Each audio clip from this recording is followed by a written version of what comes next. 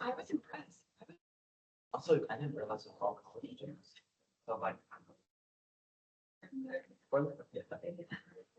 Hi. All right. You busy bee over here. Gosh. What's the best and hottest? I said, "Lot everybody." Very involved.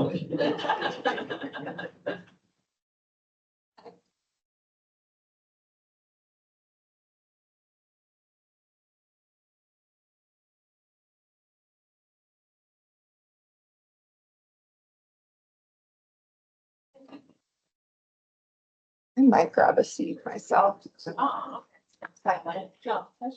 Oh, so funny. Thank you. Yeah, Hi. Colascione. You're good. You can say it however your heart desires. Yeah, you can say that.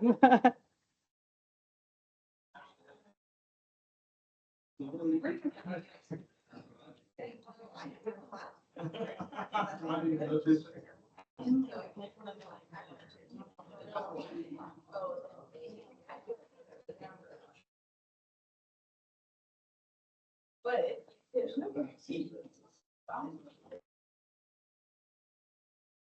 Yeah. Yeah, it's really.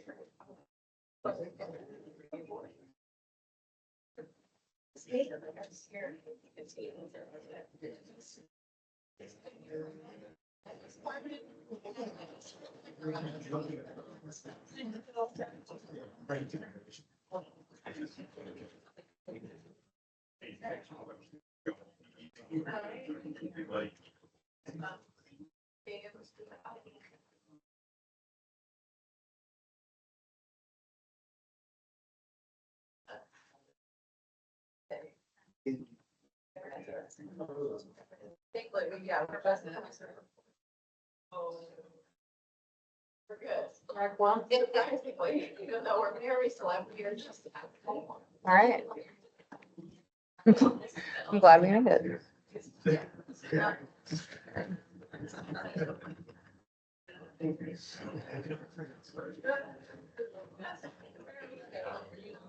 Barry, you're good.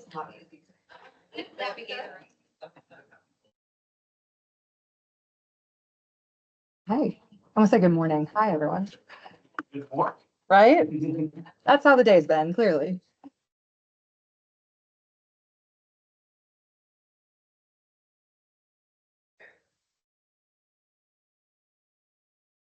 Okay, you take your time.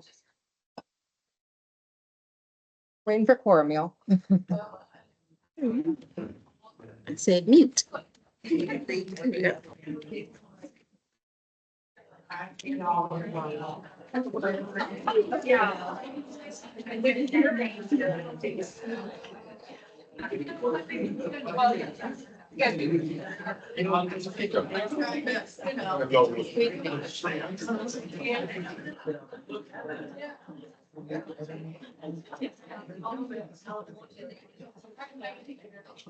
All right. All right, we're going to go ahead and get started. We're going to call the meeting to order at 3:02 p.m. The secretary has informed me that quorum has been established, so we can conduct business of the day. Jessica, our admin, did send out minutes from last month to you all to give you a chance to review them. Do you guys have any questions or comments on the meeting minutes from September? Seeing none, who would like to move to approve September's minutes?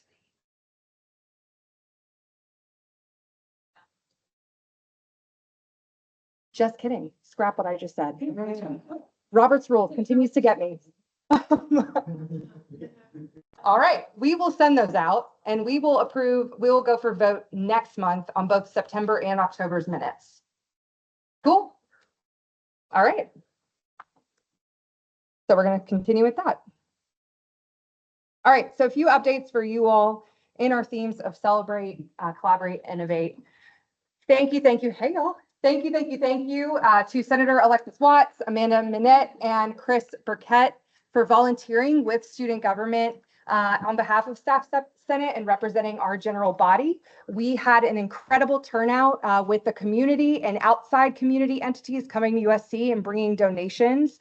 They were split. They were split between going to the upstate and as well as then going to our Gamecock community shop here on campus. As you can imagine, Hurricane Helene did have a major impact on our faculty, staff, and students. And so the Gamecock community shop was wiped out, which is not a bad thing, right? We want to give resources, but now we are in more of a dire need to also resupply. And so we'll talk a little bit later with our student government guests about that, but wanted to thank y'all so much for giving your time and energy. It was a wonderful community, quick pull together, and something that did make an impact for people at USC abroad, or I'm sorry, upstate, and then our community here. Looking at collaborations, there's a lot going on in the month of October. I can't believe I'm saying October right now. But first, and we'll hear from our guests with the Carolina Alumni Association. We've got a wonderful collaboration that they will share in a little bit, in just a moment after this. Again, the Gamecock Community Shop, really focusing in. That's going to be something that you'll see with our Community Partnerships Committee, as well as just a call for constantly, just because we really want to support that for our faculty, staff, and students. We do have the Staff Recognition Committee with university leadership that did come together and meet for the first time. So Senator Ashley Dantzler, if you can raise your hand, where you at? Right here. She is actually serving as our new chair of the Awards and Recognition Committee. So let's give her an applause for stepping up and doing that. Chris Burkett and myself are sitting with three vice presidents, Vice President Rex Tolliver, Vice President Scott Verzile, and Vice President Carolina Gardy, to talk about staff recognition on a large scale where it might not be housed with Staff Senate anymore, and it is taken larger and grander. So big round of applause for that coming together. So very excited. And we will continue to update you on that and that information, and we will do it through the lens of Senator Dantzler as she takes that leadership role on as well. So homecoming is this month. I can't believe we're saying that. End of this month is homecoming, and the theme is bringing Gamecocks together, which more now than ever, that is definitely the theme going into this month. And so there's a big event called Paint the Town Garnet and Black that happened on Friday, November 1st. And that is down in the 5 Points district where the big mural is. And it's family friendly. It's a time where there's music, there's tabling, and it's just a way to be immersed all together. And so wanted to share that with you if that's something ahead of time that you can schedule for you and your staff to go or to experience with your family, but wanted to make sure that was on your calendars and just knowing that homecoming is happening. And I'm sure there's going to be a lot more homecoming initiatives that are going to come our way in collaboration or in partnership, but wanted to make sure you all knew that. An additional piece that I just wanted to share is I wanted to have Jessica just raise her hand and say hello.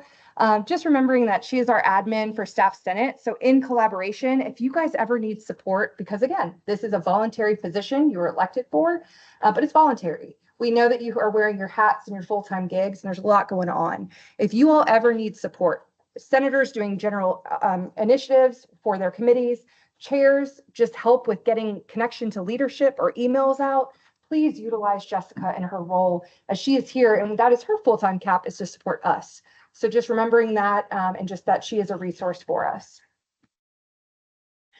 In the Innovate section, we are really excited to share in partnership with Staff Senator DeLorenzo for helping out and being a part of the Social Justice Awards for the university. Advocating for staff, they've created 2 new awards. The first one is community focused. So there's a community partner award that's out there, and this is for true outside entities of the institution, maybe that you all work with to support or bring awareness of anything or just collaborate with programs, initiatives. So there's a community partner that's for outside, but Unsung Hero is a new award that was created where it's highlighting our frontline workers and supervisors in dining, facilities, and housing. And that is really, really incredible. So let's do a round of applause for that, because that is amazing. We have awards out there. If you can share this as a follow-up, and Senator Taylor, I will send you this info as well. but we want to make sure that we get this information out. Nominations for all these awards. There's a staff award, faculty, student, and now these two other awards that are out there. And we want to be able to nominate people, celebrate people. And so what this, the award itself will be given, the Social Justice Award, in January at the MLK commemorative breakfast that happens. And I want to say that's January 17th. And yep, and we'll talk about that later as well. So please nominate your colleagues. This is just, again, just staff members speaking up and saying, hey, we need to do something different in this award ceremony. And that came from this body. So I think that's incredible. And just having that there is really important to highlight. Another innovative thing is from the Center of Civil Rights. Civil Rights History. We have a first conference ever happening at USC. That's called Where Do We Go From Here? It is next week, and it is during fall break. So that way faculty, staff, and students can participate. So it's Thursday, Friday, and Saturday. And the registration is $40 for staff and faculty, and then free for students. The only catch-all is that students, everyone needs to register, so students as well, even though it's free for them. With that, this is their first conference that they're doing. They have amazing keynotes, they have amazing information. We will send this out as well, but wanted to make you aware so you can tell your constituents, especially as a great professional development opportunity, that you could even ask leadership in your areas if they'd be willing to sponsor, to have some of your staff members attend and not have to pay out of their own pocket. So thinking about creative ways, right, to support our staff and professional development, but a great way to learn about what's happening right here in South Carolina. All right, so we have 3 guests today. We're going to start with our Alumni Association. We're going to move to student government, and then we're going to have organizational excellence come speak with us. And they're going to share with us kind of trends, big things that are happening in their area, and then how we can help as well in our roles as staff senators. So I'm going to pass it to our Alumni Association. Come on up. Awesome. Good afternoon, everybody. How are y'all doing?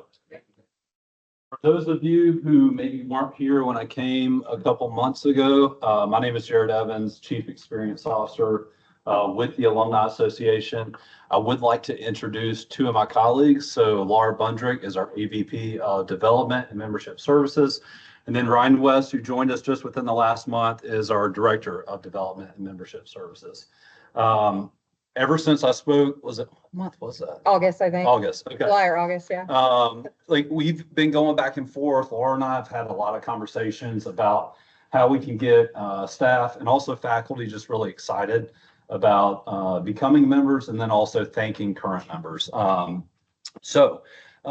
Laura's incredibly hard work with advancement services, we were able to get to a point where we now have a discounted rate that will be in perpetuity for all staff and all faculty. So for the annual membership rate, instead of $55, it'll be $25 for an individual. And then for life, instead of $900, it's $700 for an individual. And also with life, you can pay that monthly. So you can pay it in installments if you don't want to pay it all in one sum lump, which we completely understand. That's currently what I'm doing. But we've got a lot of great benefits. We are in conversations about expanding benefits as well. Something that we're really excited about is a partnership with Experience Columbia and giving members discounted rates on their Cool Pass, which gives you access to the zoo, to adventure, as well as the State Museum.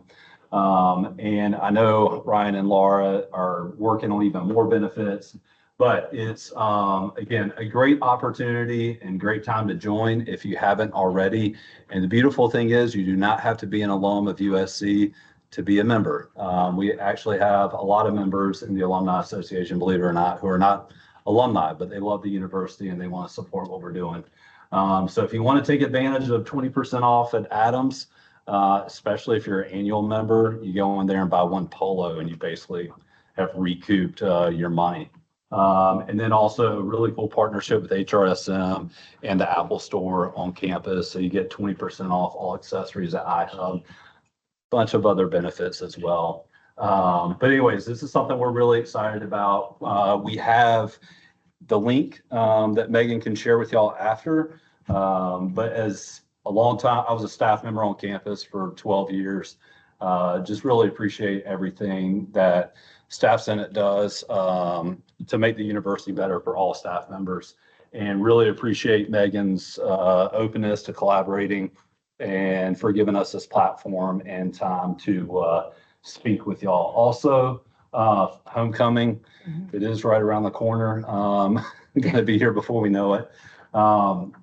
If you're going to paint the town garnet in black and you want to do something cool afterwards, we have our Gamecock Gala at the Alumni Center, and we introduced a party ticket this year. So when that event wraps, so go to that event, but then once that event wraps up at 9 o'clock, if you want to keep the party going, we'd love to see it at the Alumni Center. You can come in, open bar, food. We've got a live band. Should be a great time. Really exciting a night. And we'd love to see y'all there as well. And then also our tailgate on Saturday, our RTG breakfast, Friday morning. We've got lots of stuff, and you can go to our website and check it out. And hopefully you're available to attend multiple of those events. So does anybody have any questions? And again, this stemmed from when we came last August and just continued dialogue and conversations with Maegan. So really appreciate everything on your part. Hey, Tony. Yeah. Yes. No, you'd get it for 25.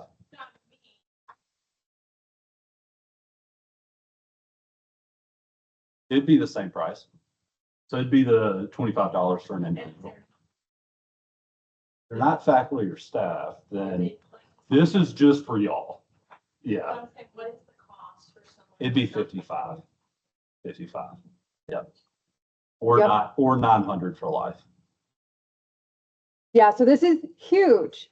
This is big to the fact that it can be any active, and that's the big asterisk, active faculty or staff on our campus that can have this discounted membership to be a part of our alumni association. You don't have to be an alum yourself as an active faculty or staff to be a part of this. You can get this incredible discounted rate and then get all the different benefits that come with it. So this is huge. And I just want to give a round of applause because that was amazing. Can we give another round of applause? Huge win for our body and staff. So for people that feel that are really connected to Carolina and they might have in the back of their head, oh, I just never got a degree from here. Doesn't matter. You're a Gamecock. Yeah, and I think that's absolutely the biggest part. Yes.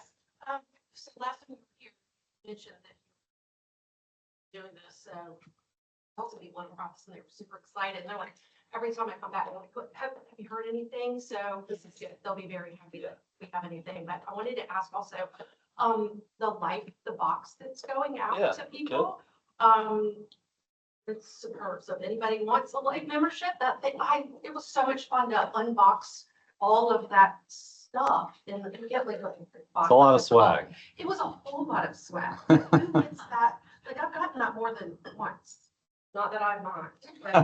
But so do you want to talk it every year? So the life membership kit is just for life members. Now, annual members do get a couple of things, but we try to go above and beyond for our life members just because of the investment.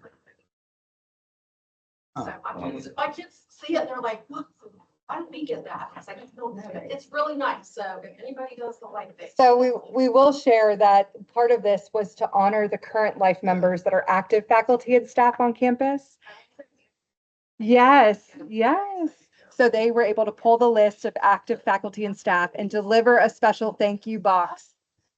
Even the box itself was so nice. Like our admissions person, like, can I keep? They wanted the box because they thought it was so nice. They're like, this looks like a lot of money, but even the box was just felt special. Well, thank you for that. I mean, we definitely wanted to thank all staff and faculty who are already members. That was something that was really important to them. This may be a stupid one. So we pay the 700, that's for life. That's for life. Okay. Yeah. Yep. And then with that, you get discounts on personalized break on the horseshoe. Yeah. Well, we are so excited. Please share with your colleagues. Please share with everyone in your unit about this. I think it is just so rare to see this kind of collaboration and discount, again, for our faculty and staff. And you don't have to be an alum, so I really want to push that out there. It's about embracing who are our community on campus and how can we elevate and make sure everyone feels like they're a Gamecock. So kudos. Yes, Barry? We got a question from a chat. If we currently have an active membership and would like to change it to a lifetime, is that possible? Absolutely. Okay. Yes, sir. Yeah. Laura's definitely, Laura and Laura will take care of you. Look it up. Yeah. And we can, Yep. I mean, are you okay sharing our contact information? Would love to. Yep. Okay. All right. Cool. All right. Well, thank you all so much. All right. Awesome. Thank you all so much. Yeah, of course. Thank you. All right. And I'm going to invite our student body vice president, Courtney Tkacs, here to talk about student government, their priorities, and kind of ways that we can collaborate in the future. Hi, everyone. My name is Courtney Tkacs. I'm a current junior here. I'm studying political science and public health in the Honors College. Cami is actually my boss. See her all the time. We love her. But I serve as student body vice president here, so I oversee a lot of our programs, initiatives, communications, and marketing within student government. So I want to kind of give a brief overview of some of the recent programming and initiatives that we've had. Actually, all the pictures on the screen are actually from this week, and they're 4 completely different initiatives that we've done. I wanted to start with Stop the Bus. Thank you guys so much for coming out and supporting that. The stats off of that, we managed to fill 4 buses or 2 moving trucks. Patton, our student body president, our high school actually came out and brought a bus full of items. So it was a really cool experience. But any additional donations that we've been getting are going directly to the community shop. So Ole Miss actually had a drive as well because we were playing them that game, and they had someone in their student government actually bring a truck up from Ole Miss. And all of those donations did go to the community shop yesterday. And we currently have more currently sitting in the LSC. So those will be going in my car today, and we'll be going down to the community shop. So again, we're really excited about the turnout that we had. I also brought out Clutch Coffee, and all of the proceeds that were raised from coffee that we sold did go to the American Red Cross. So I don't know the stats of how much money we raised, but I will say there was a very long line. People love Clutch Coffee. Next, we did have a voter registration drive that's been going on this whole week. We're in a current competition with the University of Alabama. We have an SEC-wide competition, and we've been paired up with Alabama. So you may have seen us on Green Street tabling, getting people to register to vote. And that goes into voter education as well. So we've been educating people about requesting their ballot from out of state, or how to sign up if they may be out of state, but they want to register in South Carolina. We've really been pushing that education on voting as well. We also started a philanthropy council this year, and we went out to Epworth Children's Home this week and helped clean up one of the homes that was down there. We moved a bunch of debris that had come from Hurricane Helene, and we're actually going back today as well to clean up a 32-acre plot of land. And then at the bottom, we had our first annual walkathon. I was approached last semester by IFC, which is our Interfraternity Council, about doing something in memory of one of our IFC members who did take his life last semester. We eventually fell onto this walkathon idea, and we started raising money for the JED Foundation, which is all about suicide prevention. So at the very end, for a first-time event, we had 449 people sign up, and we raised $26,500 for the event. So I'm very happy about how it started, learned a lot from the process, and I'm very excited to get started on next year's. Yeah, that's just a little bit of what we did this week.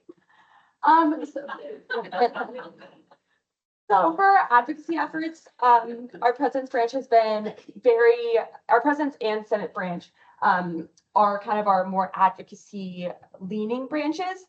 So some of the things that we've been advocating for this semester range from academics all the way to athletics.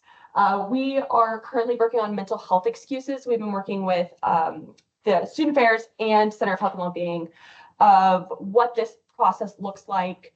We met with Provost Arnett, and we are very, very close to getting these implemented, where students will be able to take 2 mental health days for classes that meet 3 times a week and 1 mental health day for classes that meet 1 time a week.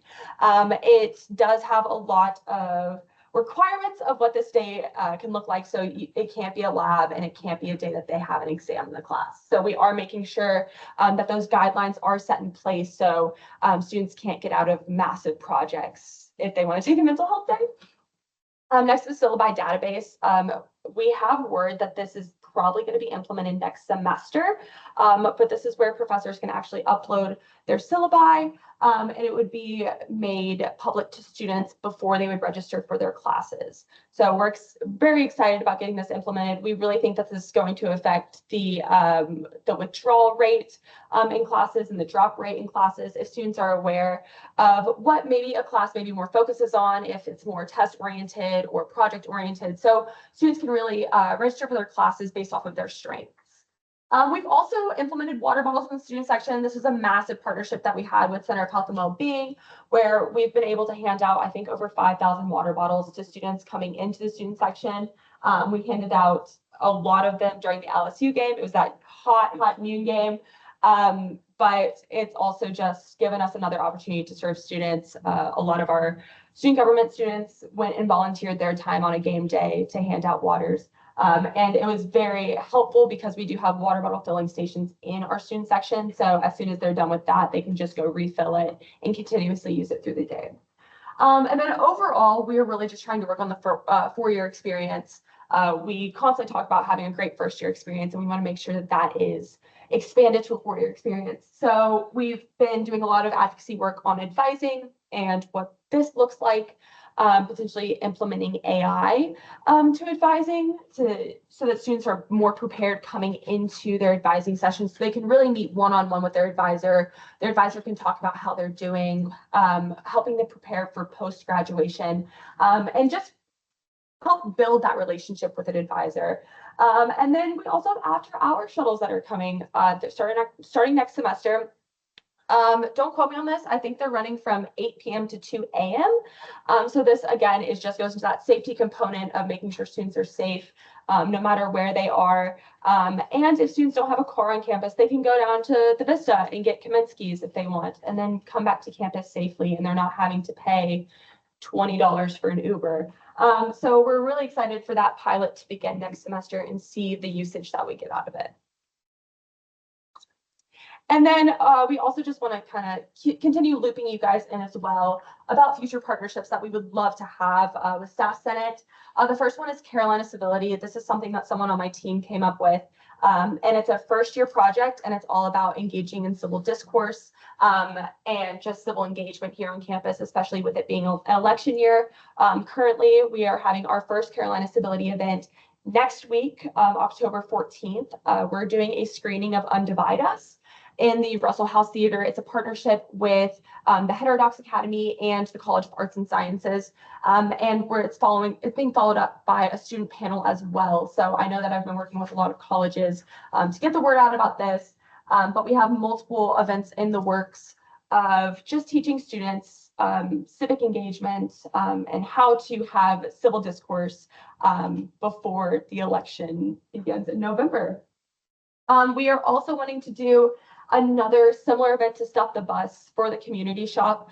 We spoke a little bit about this yesterday of maybe doing two, one more being basic needs and one being toys for the holiday season. But I also sit on the board of visitors as well, and this is something that they do every single year. So I want to try to get a lot of different components of campus involved in this and make it a big event. But I think we're trying to do this before Thanksgiving. And then if there's anything that we can do to help you to partner with you guys, promote transparency and resources to campus, this is something that we've been very, very big on this year. I've partnered with Parking and Transportation, USC PD. I've partnered a lot with the Center of Health and Wellbeing, but we really want to make sure that we're bridging that gap between staff and faculty and students. And if there's anything that we can do to help you with that, we would absolutely love to. But if you guys have any questions for me, I'd love to answer them. Yep.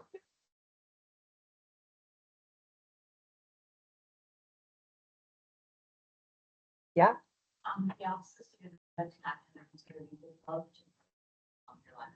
Great, awesome. Yes, I would love to. I can reach out to you. Yep. Awesome. Yep. Sound busy. Thank Thank you. Thank you. Awesome. Well, we will follow up afterwards truly with all of our presenters and their contact information as you all think within your units and what you do day to day, but then also in a staff senate capacity, if committees could tap into collaborations. This could be a great opportunity. Yes, Senator Duval. There's a question on the chat. Who do we get in touch with to get involved with the Carolina Civility? That would be me and and VP staff. So you guys can email me and then I can get you in contact with my chief advisor. He's really the one that's been spearheading this whole initiative.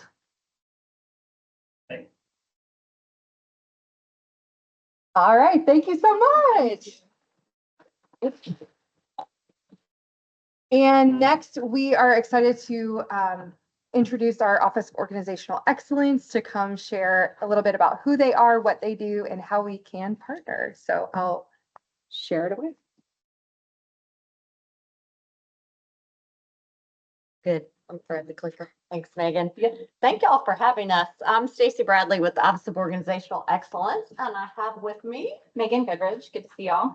And we are excited to update you all. So for those of you that are second-year senators or maybe third-year senators, we were here last year talking about what we planned to do as an Office of Organizational Excellence. So really excited to be here this year talking about what we've done, how we're supporting units across campus, and how we can partner. So in terms of our agenda, we're going to keep it simple. Who we are, what we do, and what you all can do. Jumping into who we are. So we're about 2 years old as an office, established in November of 2022 by our president, who said one of our strategic priorities was to transform service delivery and promote operational excellence, and realized, in his words, somebody needed to be thinking about that 24/7, and there needed to be some support for that. And so that's really our goal. Our focus is on user-friendly services, efficient processes, and effective use of resources. There are just 4 of us, so we are a small but mighty team, and we maximize, to the degree we can, our support across the university. One thing I do want to point out, and if you were here last year, you probably heard this, but it's so important that I want to mention it again. We were not initiated as a cost-cutting function. A lot of institutions went down the road of an operational excellence or organizational excellence office to cut costs. Our president did not do that. He said, you know what? Units have already been cut quite a bit. We need to figure out how to best use the resources we have. And in a lot of cases, those resources are people's time, whether it's staff time, faculty time, student time, donor time.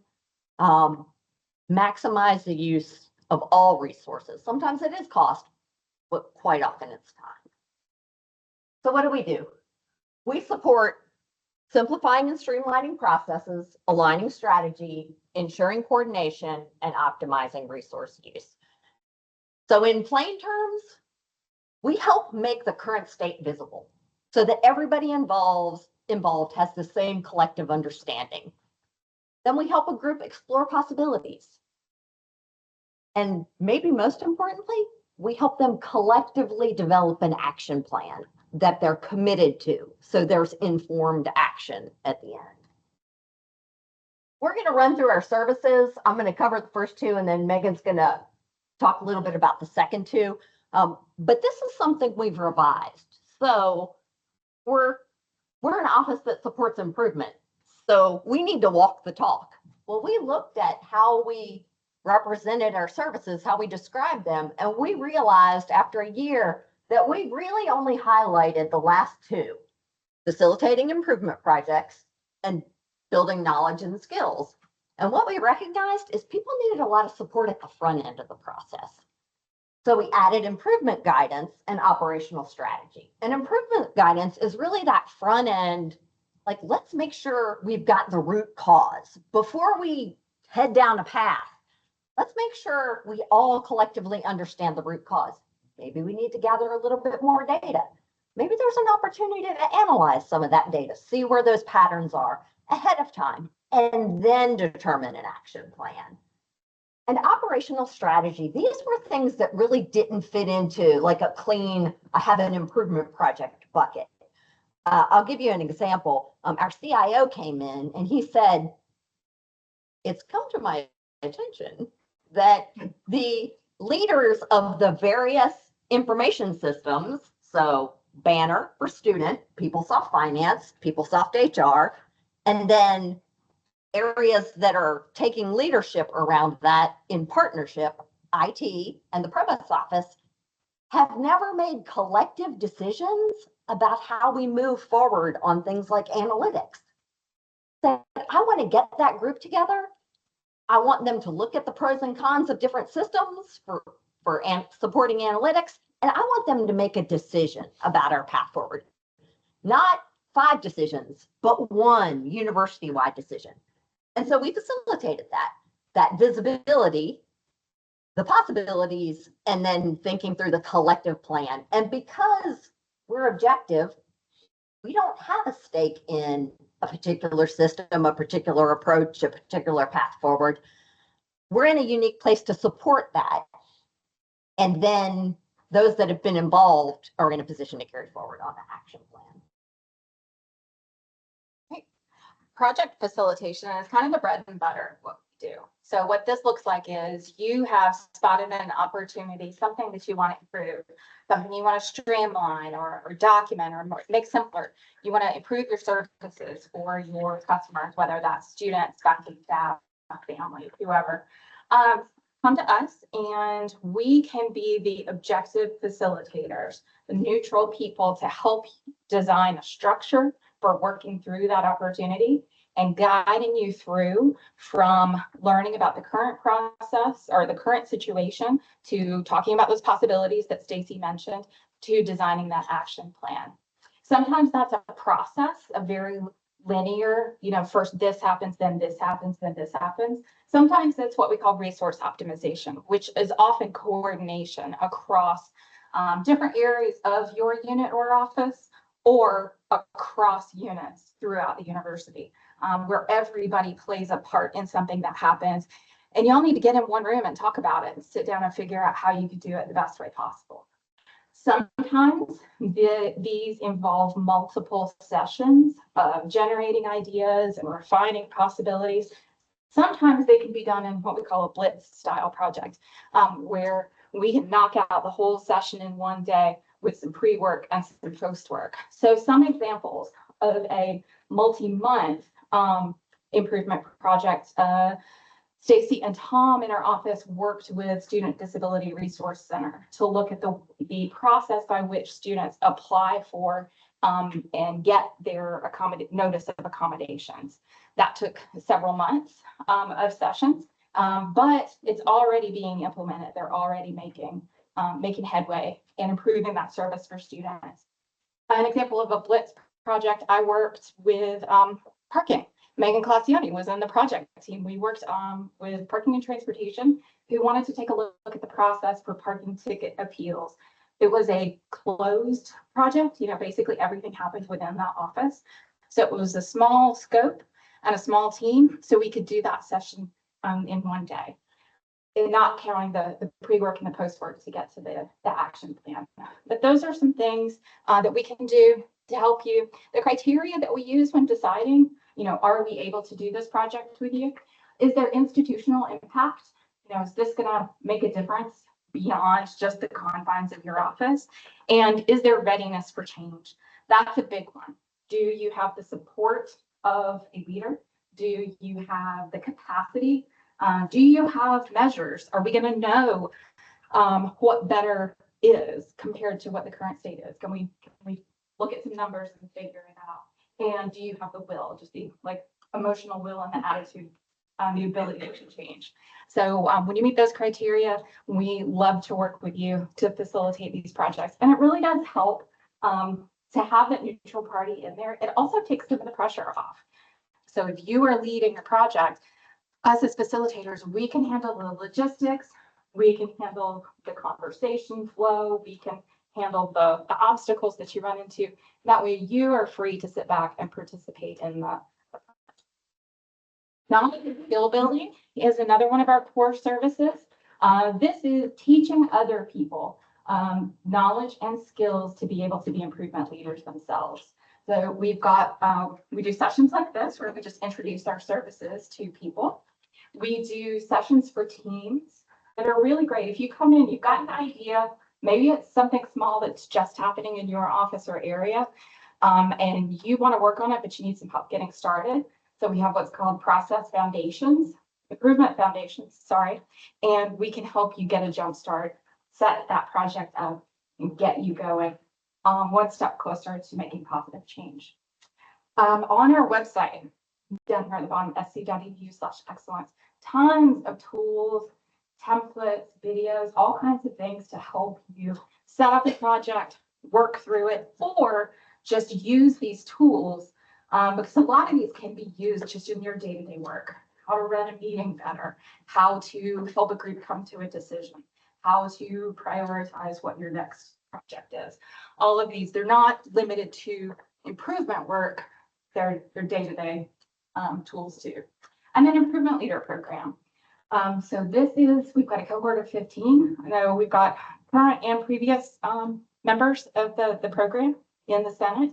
And this is a cohort of 15, go through an 8-month program where they learn kind of a boot camp of tools and skills and knowledge that they build, and then they implement a project in their own area, which is really exciting because that means at the end of the 8-month period, not only are there completed or pretty close to completed projects, but then there are people who are queued up and ready to go to do more. So it's kind of spreading the improvement possibilities throughout the university.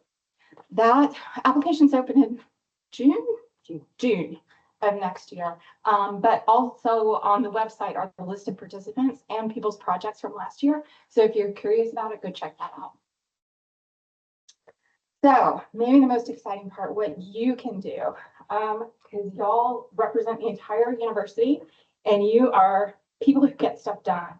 So you are perfectly positioned to help with this work. So here's what you can do. Of course, you can work with us. Just contact us.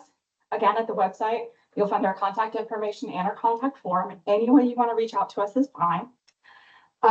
We can help you with any of those services that we mentioned, including just having a conversation. What's your idea? What's the issue? What's your problem? What are you trying to improve? Are there, goals you're not meeting?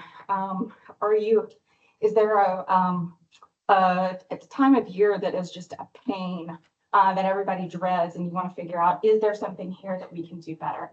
Talk to us and we will try to help you out. Then Improvement Foundations for Teams is that workshop I talked to you about where we help you get a jump start on a project. That's a great introduction into improvement work.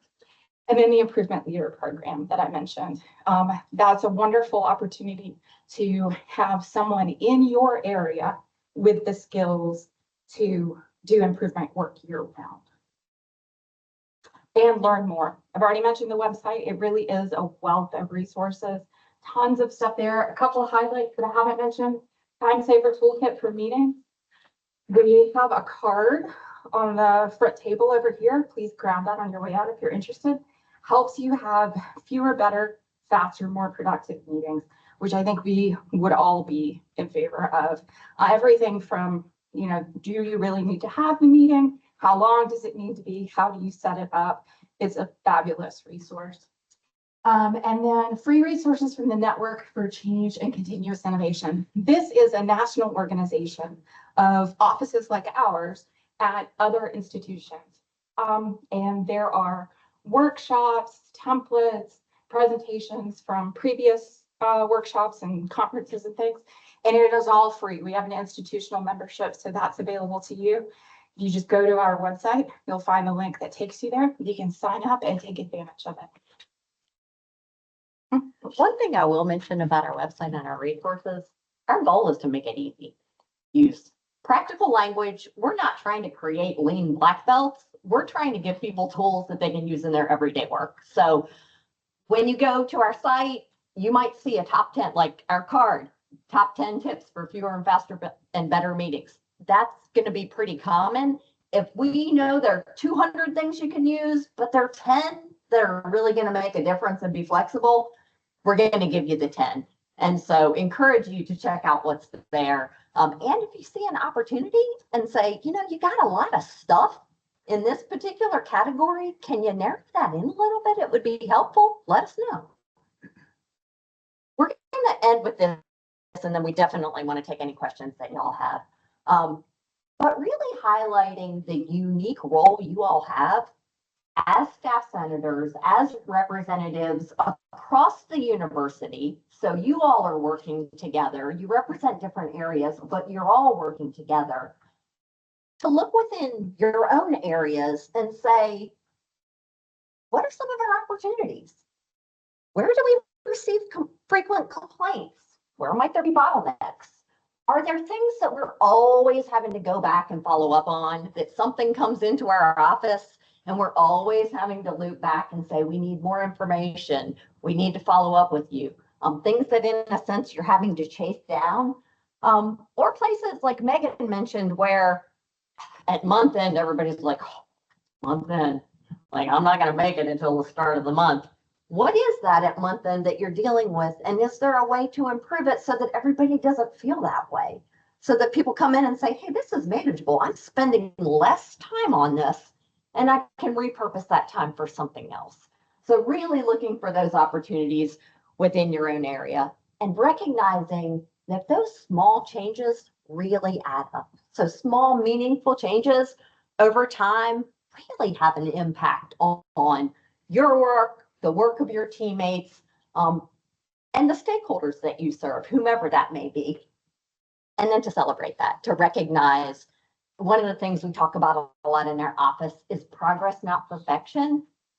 Recognizing that that improvement, that getting better is really meaningful. And that when you've done that, you really want to take a step back and celebrate that because you've recognized the opportunity and you've acted on it collaboratively and collectively. So we're going to end there and we'll be glad to take any questions that y'all have.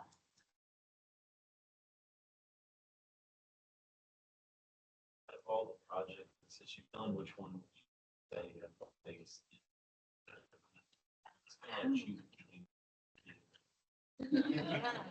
That is a great question. And Can you repeat the question? yes, in all the projects that we've done, which one has had the greatest impact? I think that's a real challenge for a couple of reasons. One, because it's early. So, you know, we're into our second full academic year. But the other is because the projects have been so different. So, you know, purchasing, for example, we've worked with them and they now know, as of their last update, 93% of their requisitions are processed in 1 to 3 days. And 1 to 3 days is now their target time frame. And 7% are outside of that, which means they can actually look at that 7% and say, what is that and why is it? That kind of stuff is pretty transformational. Imagine if every office on our campus could look at what came in, have a target that's clear, this is going to be done in this number of days, know what's done in that time frame and what isn't. That's significant.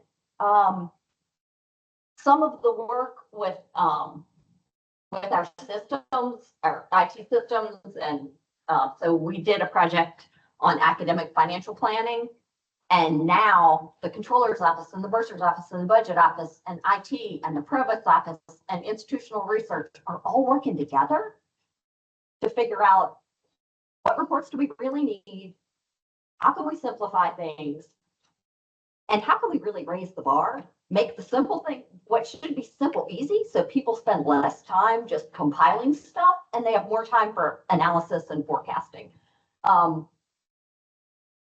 So I think that's tough. And then projects like student disability registration where, oh my goodness, that's so important to our students. And in the case of students that actually need, or graduate students in particular that actually need course-related and workplace accommodations, there's now a coordinated plan for that. So the Student Disability Resource Center and HR are working together. So we're one university rather than, oh, now submit your stuff here. Here's another process. So, yeah, it's tough because they're so different. But I think lead to meaningful change in different ways. That's a great question. Questions? Yes. When you're going through kind of like that like root cause analysis to understand some of like the basis of like where things lie, I'm curious if in any of your projects thus far, you've gotten to the point of like, well, the root cause is like you don't have enough people to do the work that needs to be done. And at that point, then like, is the recommendation like, hey, you need more people, or like you need better training for the current people? And like, obviously that, is a connection with them like HR and then whatever that financial impact might be. I'm just curious if you've had like Yes. any issues in that. So we actually pulled back on a project and we said, this is not, the solution to this is not about process and technology. The solution is about people, process, and technology. And we had that conversation with the project sponsors in partnership with the areas to say, if we implement new technology without people who have the knowledge and skills and competencies to really lead change, we're going to take the same stuff we have and try to jam it in a new system. And then we've spent money on a new system, but we really haven't improved anything. So absolutely, that is a fantastic point, that often it's multifaceted. And from our standpoint, we want to support sustainable change. We don't want an action plan that, we're like, well, I checked off the first two things, but the rest of it, we just weren't in a position to do. So absolutely. And while we need to hire more people or we need more money isn't a solution that any of our bosses want to hear, in doing the work and in demonstrating, we have dug into this. We have metrics, we have feedback from our customers. And when those are words that come particularly from our students, our employees, and our family, they make a big difference. You have done the work to make the case for those resources that you're asking for, and it doesn't hurt to ask. And it doesn't hurt to ask now, even when the yes might come later.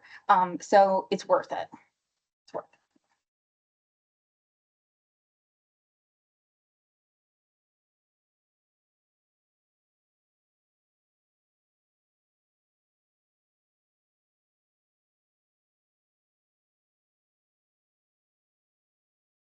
Thank you all so much for having us. You know where to find us. So you guys, or feel free to reach out to either one of us. And on your way out, we're going to leave these top 10 tips for fewer, faster, better meetings. If you want more, we have a request form on our website, or you can email us. We'd be glad to share with others. Thank you. Thank you. And we will send a PDF document out to you all that you can talk with your constituents about, your leadership about, right, the head of your divisions, departments about, of how can we utilize and tap into these resources, these experts here to help improve organizational excellence where you are and what you're doing. So really excited for that. For reports of committees, we are going to invite you all down. Again, we have our speaker here. So if people ask questions as you give announcements, just repeat the question for our online viewers, and then we're going to be able, thank you guys, then we'll be able to just make sure everyone knows what is being asked and then what is being answered. So outside of that, we will go first step with our membership committee. Come on down.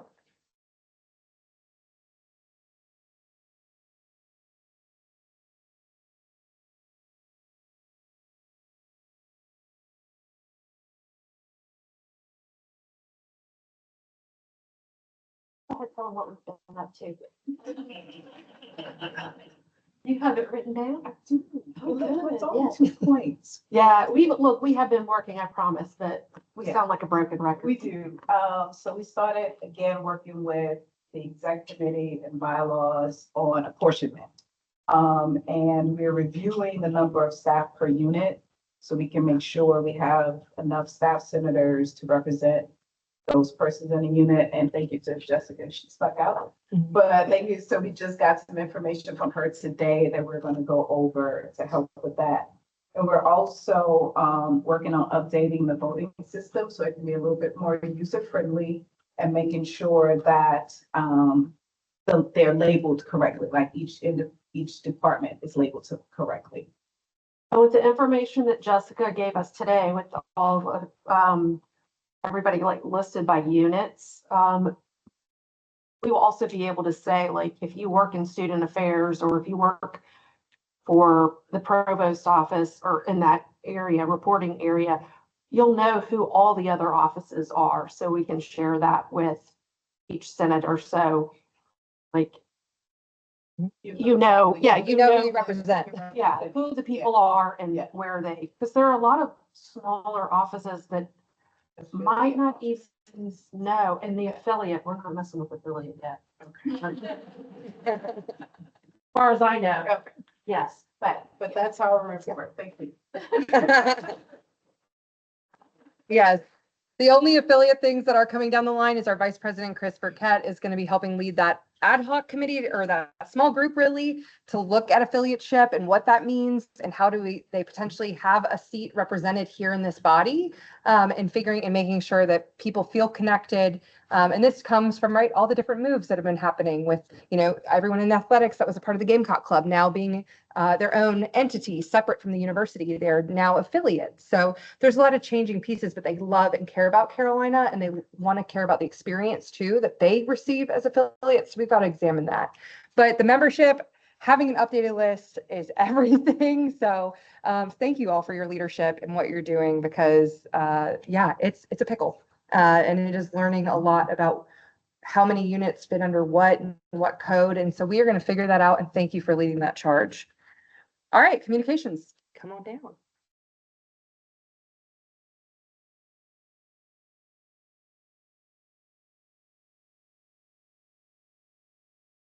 Wonderful. Thank you. No major updates from communications committee. They're working on updating the website. Staff policy well-being.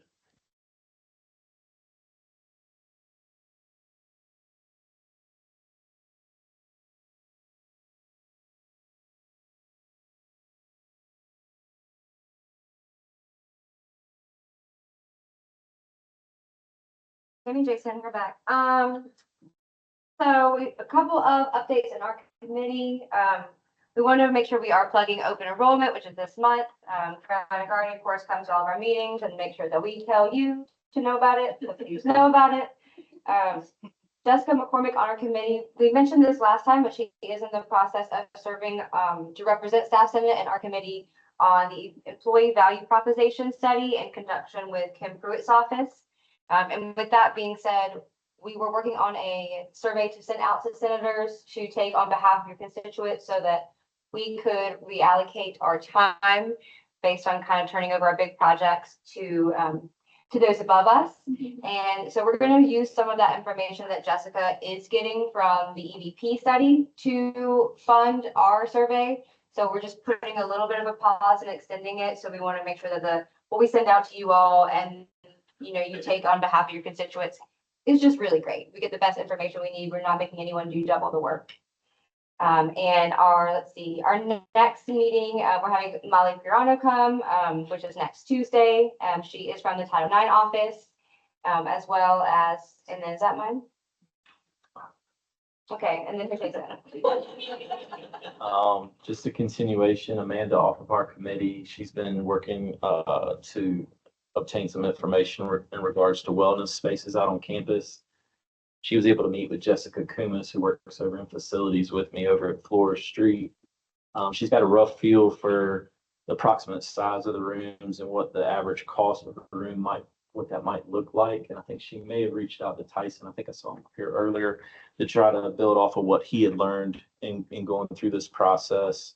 And then we'll try to get to some decision makers on actually making a move. Last thing was Nashika had brought this to our attention within the committee.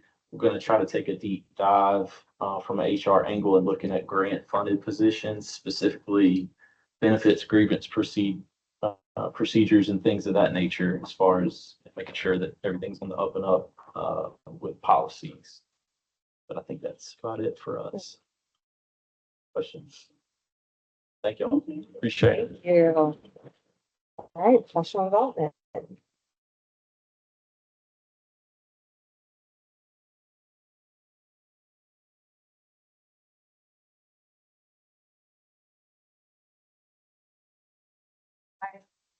So just a couple updates for you, thanks to Art and, the rest of the professional development committee. We are meeting tonight at, Thirsty Fellow. We've booked the patio area, so if anybody wants to stop by, just to hang out, maybe grab a drink or an appetizer, just to kind of socialize outside of this space. We have the patio from 4:30 to 6. So, after the meeting, if you feel like it, I'll be there. Come say hi. We recently reached out to Emily Cato, who's the director of Healthy Campus Initiatives. A couple of people had presentations, workshops with her that they said were really great, kind of revolving around resilience and wellness. But she forwarded me to Amanda Castles. So I'm not sure if we've had her in here yet before, but hopefully we'll have somebody coming in November, December to do kind of like a wellness and resilience, how to build a culture of wellness and resilience workshop. We were supposed to have survey results today. I do not have them. I'm sorry. So hopefully next time I'll get the slides and get them up there. Margie was kind enough to send them to me. I just didn't really get back to her on which ones we needed to use. So we'll do that next time. Thank you all for taking the time to fill out the survey. That was great. We got a lot of awesome information from you.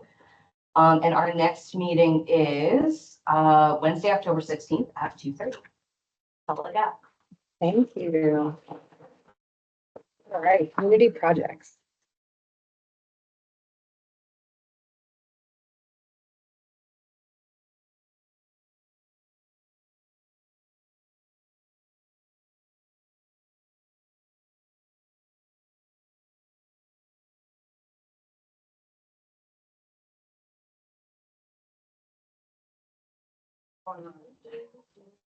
Here, come move this way for me. Sorry, closer to the mic. Yeah, the mic's right there. Okay, gotcha. So the first thing that I'll report on is a request that we received recently from the College of Education in support of a teacher in our community outside of the university. Her name is Miss West, and there's several things that she's asking for her Spanish classroom. So she's a teacher here locally, and Alexis put together a little flyer with some of those items on it, and we're asking that if you find it in your heart to donate some of these items, to bring it to our meeting in November. Some of the things are like pencils, colored paper, scissors, Clorox wipes, Kleenex, things that I guess teachers run out of pretty quickly throughout the school year. Also, if anyone brought their soda can tabs with them, Alexis and I will make sure that those get collected. If you didn't bring them, it's okay. Bring them to the next meeting. We'll take them anytime you guys want to bring them. That will be continuing throughout the entire year. Yeah. We may want to decide when we want to do a big donation to the House, but you guys can bring those in. If you do have a lot that you're bringing in one meeting, please shoot Chakira or I an email just so we'll know to be prepared to take those. But we bring them to any meeting. And so I have a little flyer for the adopted teacher that we are doing. And then on the back of that, we're also going to do the clothing drive. As Megan mentioned, Gamecock Community Shop is always in need of donations. So keep the donations for canned food items and stuff coming in, but their clothing area, the Carolina Closet, also need items to fill the closet. So they did not have a lot of shoes in there when I went by the other day. So if you're in the mood to clean out your closet, you can do that and bring that to the next meeting as well. So I'll put the little flyers on the table up front if you guys want to grab any of those. And we'll send out a reminder too, and maybe some logistical stuff like what time to come before the meeting to bring your stuff and where to bring it to. I think that might be helpful. And we're also still working on adopting a street, but we did get confirmation that Millwood Avenue between Woodrow and Divine is available. So we are looking at making that our adopt a street area. So we will let you guys know when we start planning some dates. We still have to do the safety training and make some plans with that. But be on the lookout for some of those cleanup times to come. I think that's it. And our next committee meeting is gonna be on Tuesday, October 15th at 3 p.m. on Teams. Join them. Okay, thank you. Oh, wait, one question. Sorry.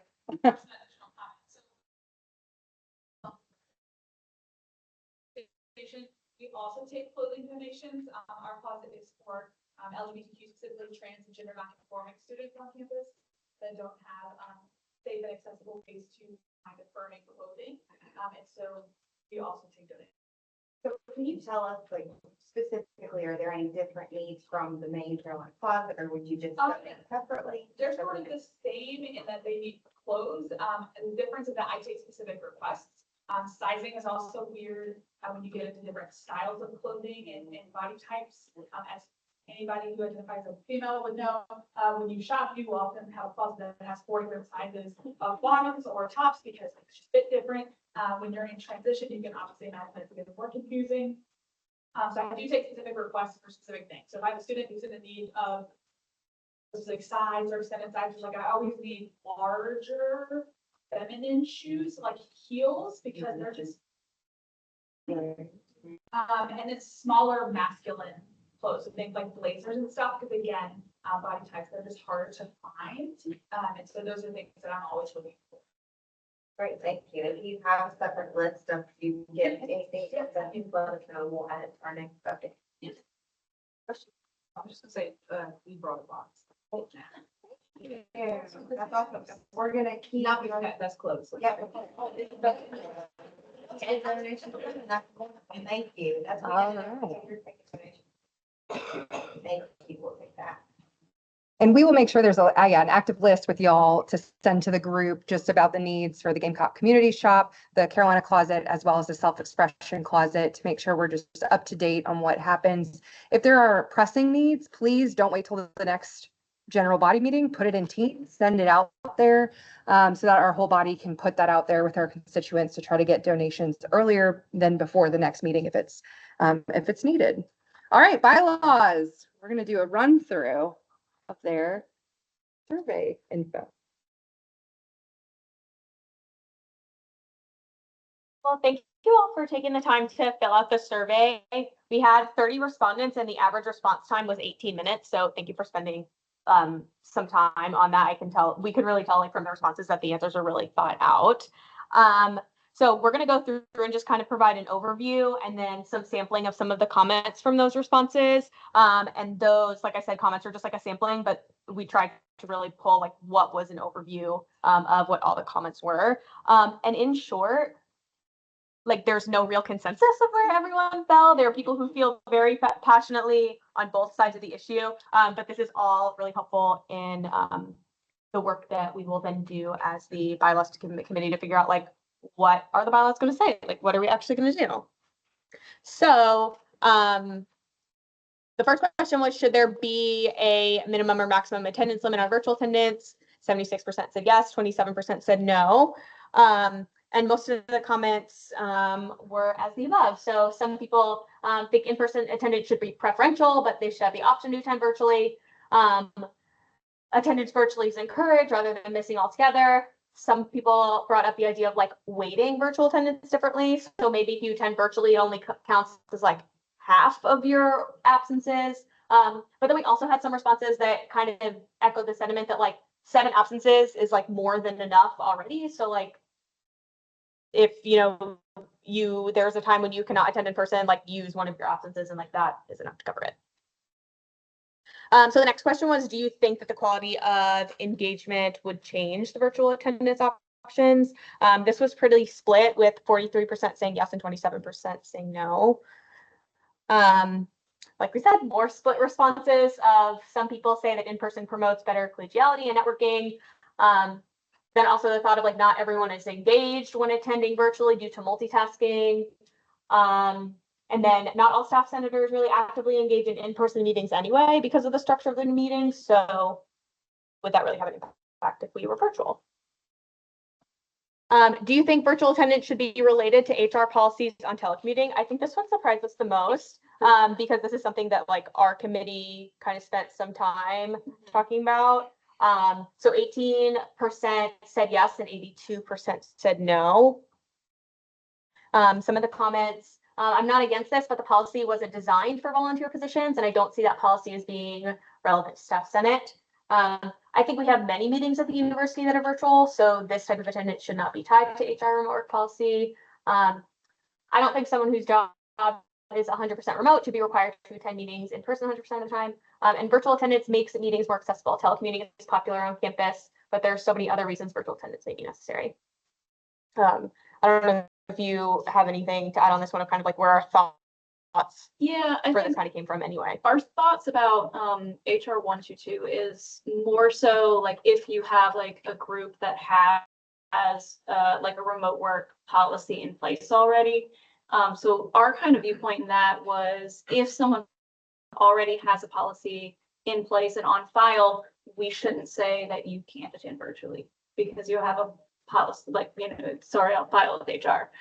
So I think that was kind of our thinking about that. So we thought it was really interesting that you all thought it really shouldn't have anything to do with it. So that was, I think we just. We were so surprised by those responses. Okay, do you think virtual attendance should be considered with other special exceptions related to the work of the employee? And this is like the complete we thought that the responses for the previous question, this one would be pretty similar, but it is the complete opposite, where 86% said yes and 14% said no. Some comments, if you're remote due to university mandate, construction, traveling, you should not be penalized. Expanding virtual attendance options, even with a cap, would cover the majority of these situations. So we wouldn't necessarily need special exceptions for some of these work-related things. And so someone stated that they think there should be a list of valid reasons, as stated above, that a virtually attended meeting could count as attended. Yeah, and that would be like if you already have a TA on file, you're technically on university business. So if you're on university business, technically in Chicago, why can't you attend this meeting? Mm-hmm. All right, so the next question was, do you think that there should be in-person attendance requirements at specific Senate events? So if it's staff award, we have the USC president attending our meetings, etc. Most people said yes, 27% said no.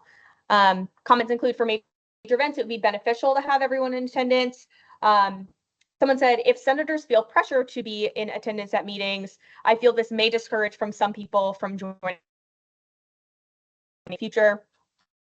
Someone else stated that a poor showing reflects poorly on the Senate as a whole, which if we can control, we should. And I think this was the last one. Should staff Senate have a clarified attendance bylaw relating to virtual attendance? Most people said yes, and 17% said no. One of the responses was like, I feel if you're asking this survey, then the answer is automatically yes. Like we're obviously collecting information, like we obviously need something. So, you know, yes, we need to decide on a policy and articulate it. Someone else said, I don't think it's necessary. After going through these questions, the last one makes me think that we as a body should perhaps just utilize fully virtual meetings when we do not have presenters. Someone said it would need to allow for committee attendance, meeting attendance, exceptions, etc. It may be more trouble than it's worth. So you can see there's lots of different opinions on all different sides. Like, we're gonna like regroup and figure out where to go from here. We need a new plan. Yeah. Oh, wait, there's more questions. Okay. Should staff Senate allow virtual attendance to count equivocally as in-person attendance? 69% said yes, 31% said no. Someone said it isn't the same. There should be limits. Someone said whether we're online or in person, we're still active in the meeting. There should not be penalty for attending virtually. So, like I said, we're gonna regroup and figure out what to do next. Responses, yeah. We don't know what though. Yeah, responses were kind of all over the place. But thank you very much for your feedback. Does anyone have any questions we can answer? Yeah, we have historical data on attendance. So technically right now, and the first question that we asked was kind of like an open-ended question, and I didn't even put any of like those responses in here, but the first question was like, what is your understanding of the current bylaw? And honestly, currently in our bylaws, it says nothing about virtual attendance. So like if someone is attended virtually and it counts as an absence, like they may have some recourse to say like, it's not really an absence because I was here. So that has also kind of caused us to like want to dig in to a lot of this as well. I'm sure we could like pull attendance records of like in-person versus not in-person. I'm also curious too, and like I said, I'm sure this attendance is obviously tracked somewhere, and something that our committee can dig into as well is like how many people go over that seven missed or unexcused absences or whatever it is that we actually then have to like take recourse because if, you know, if maybe no one's even approaching that number, like, what does that conversation look like? I will say it is pretty rare that we get up to 7 or beyond 7. Keep in mind though, this is just a reminder to everyone that it does count for both general body meetings and committee meetings. So also if you are a committee chair, please be taking attendance because that is important for me when I'm looking at all of our attendance across the board. But generally speaking, we don't have very many, right? Because like we're all here, we want to be here, we want to be active, right? So like most of the time, we don't have an issue, although we have had a couple instances in the past. I just want to compliment you on the way you structured the questionnaire. You were thorough, you allowed for a lot of different options. The questions didn't seem leading. I thought it was a really great survey, and that takes a lot of work to build a really great survey. So thank you. Thanks to the committee. Yeah, thanks to the committee, and then exec gave us some good feedback as well. And so this is really important just as you all are thinking about this, because I'm sure in the that you will have to vote on your behalf, right? And that you will have stances and we'll have discussions and we'll really have our parliamentarian Julia Bellin come in and guide you all through, because it is the future, right, of how this organization may function. So thinking of that, and this is kind of just the start of this exposure of the discussion, and then moving forward to eventually a proposal and a future vote. Next question. Yes. Like how if there are absences, what that kind of like if somebody like long like maternity like that, like having some your intent is to actually be here, but you're on leave for some reason. That was a really good one. Yeah, absolutely. I think we also need to take into consideration that most of us already for our meetings are meeting virtually. Yeah, which is something that we thought about too, which is like I said, there is no real clarification in the bylaws that says virtual attendance doesn't count, which is why we want to clarify that, get to a place. Yeah. So does it say that attending virtually does not count as attendance? Like just that? Yeah. I think we were told at least. I think it was we were told, but I don't think that it's like actually. Yeah. That's been burned in my brain. Well, I guess it's good that it's been burned in your brain because that's the expectation. Yes. And we're supposed to, so. Maybe a compliment would be, well, it's acceptable in the committee, so they do like a small limit. These. Yeah. So the consensus is that we need to update it somehow and get something written. So we'll continue having these conversations. And obviously this is like very much an internal, like bylaw internal discussion. Like it's not necessarily something that you need to solicit feedback from your constituents about, because unless they're a senator, it doesn't really affect them. Thank you. All right, thank you all.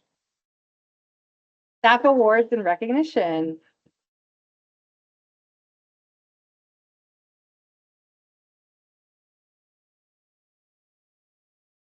You know when you want to hit it.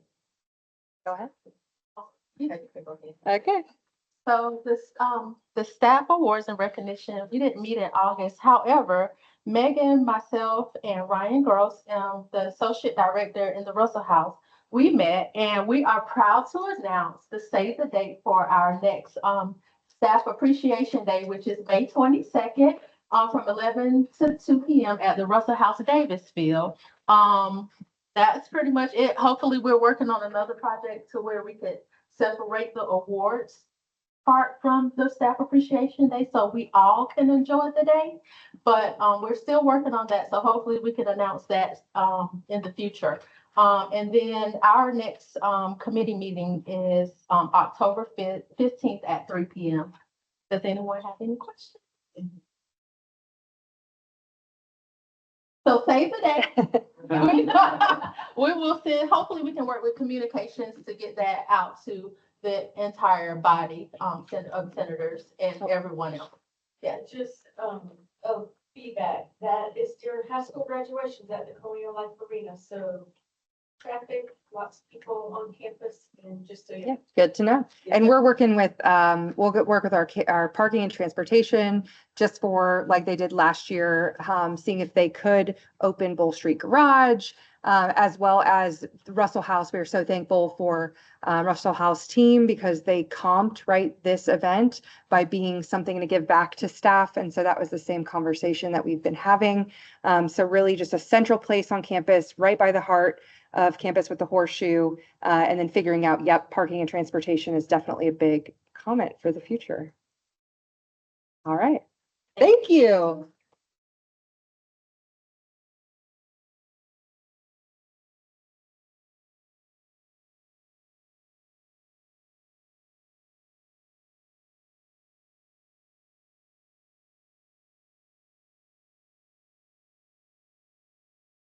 All right, for our committee, we are looking at dates, so thank you for the awards date. That was one of the dates I needed.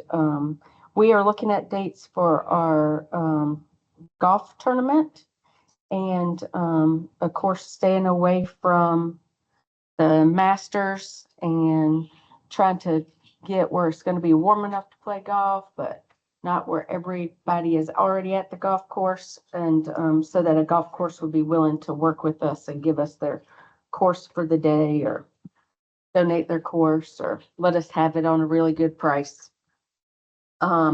So we are going to start gathering dates and if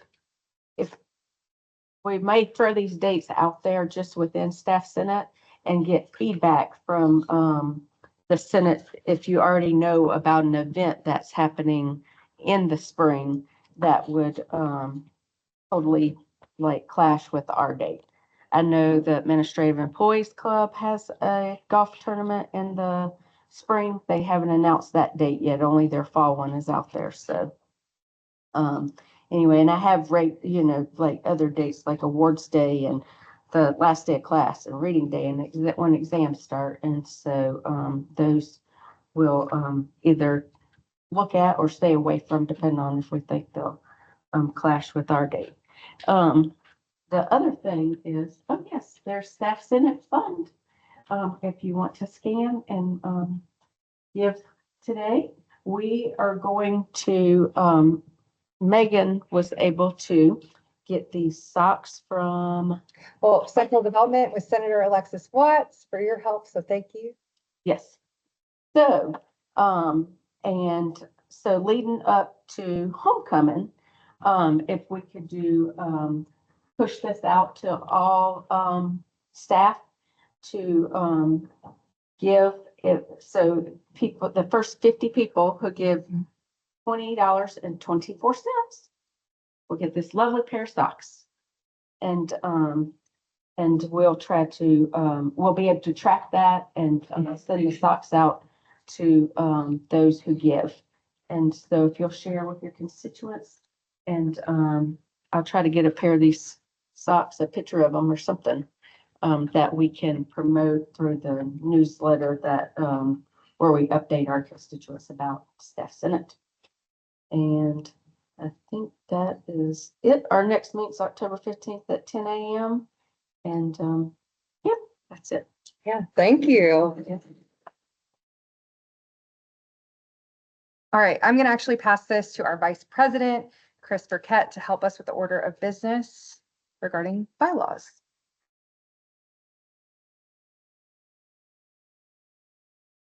Here's one first read, I do believe, for a bylaw change, just to add a little bit of clarification to our membership and representation. You see the current wording there, but the suggested wording is that especially some ex officio members who join us sometimes virtually, but sometimes in person, include the university's vice president for the Division of Human Resources. That would be Carolyn Agardi, that many of you know, who comes quite often.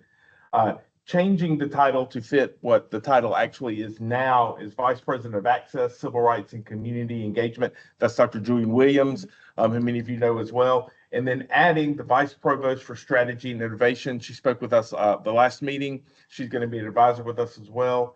And her name is escaping me. Shannon Means. Thank you.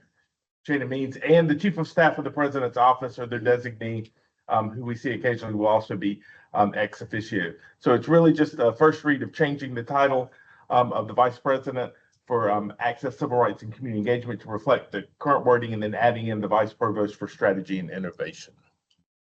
Any questions or discussion? And again, this is just the first read, so you can have time to think and consider. But initially, any questions? Am I saved by the bell? Like Paul Mark Rossler, get it? So you two young, it's all good. All right, thank you. Thank you. All right, so now we'll just move to the announcements and good of the order. I do have one already proposed announcement where Senator DeLorenzo can share. So we are starting to promote for our MLK commemorative breakfast. It is on January 17th, Russell House Ballroom. It's going to be from 7:30 to about 9:30. And we have Clint Smith coming in as our keynote. We'll also be doing the Social Justice Awards during that event. Registration is open on our website. If you go to the MLK Celebration tab, you can register right there. Or if you have any questions, concerns, just reach out to me. How many of you have attended this event in the past? And do you love it? Yes, I see a lot of head nods. Oh, sorry? Yeah. It is. For our night owls, it is very early. But this is a very big community event and really want to just share it and would love to see you all there as staff senators, but sharing this with your constituents as well. It's an incredible time. There's student orgs that a choir that sings typically. We've had major speakers in the past, just like Clint Smith, and would really love to see you all there if you're able with your schedules. So putting this out there now, adding this to our list to continue to share each month now with staff senate, but yeah. And now I'll share again for anyone else, just announcements good of the order. We got a few, yeah. I'll add in two.